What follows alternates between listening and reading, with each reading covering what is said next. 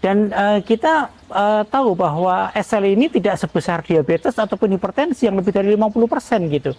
Maka tentu ini lebih safe kalau kita punya anak. Bisa jadi orang yang punya genetik SLE malah sehat-sehat saja pada anaknya, tapi bisa jadi orang-orang yang tidak ketahuan dia SLE malah anaknya menjadi SLE. Ini yang kita rahasia, yang kita semua tidak tahu gitu ya.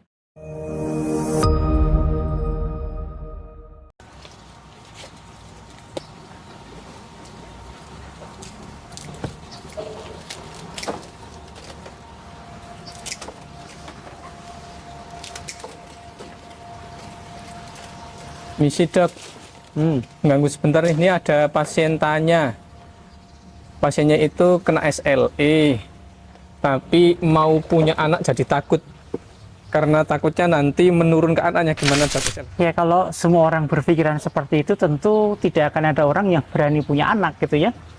Karena sebetulnya kan penyakit yang menurun itu tidak hanya miliknya SLE gitu, hipertensi juga menurun ya, diabetes juga menurun, bahkan dia lebih tinggi kemungkinannya, ada sampai lebih dari 50%.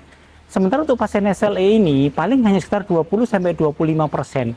Sehingga kita masih punya range antara 75-80% tidak menurun gitu ya.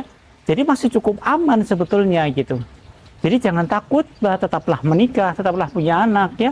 Dan itu semua kan qadar dari Allah Subhanahu wa taala. Kita tidak bisa mendahului takdir bahwa nanti jangan-jangan anak saya SLE maka tidak usah punya anak. Ini jelas pemikiran yang salah gitu ya. Maka kita masih punya range antara 75-80% untuk memperbaiki pola hidup yang baik ya. Maka itu justru menjadi pemicu kita, support kita untuk hidup lebih baik, menasihati anak untuk hidup lebih baik, pola makan yang baik ya. Dan kita tahu bahwa SLE ini tidak sebesar diabetes ataupun hipertensi yang lebih dari 50% gitu. Maka tentu ini lebih safe kalau kita punya anak gitu, yang paling penting itu ya. Dan jangan lupa bahwa SLE ini tidak 100% menurun pada anak. Hanya sekitar 20-25%. Jadi kita masih bisa untuk mencegahnya dengan berbagai macam pola hidup dan pola makan yang baik.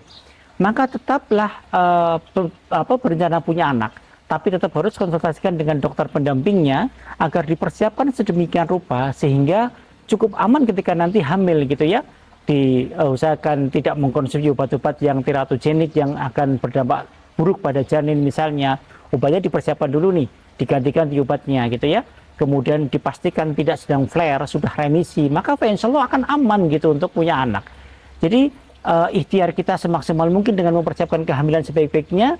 Selanjutnya pasrahkan kepada Allah Subhanahu wa taala, karena yang mengatur semuanya adalah Allah Subhanahu wa taala.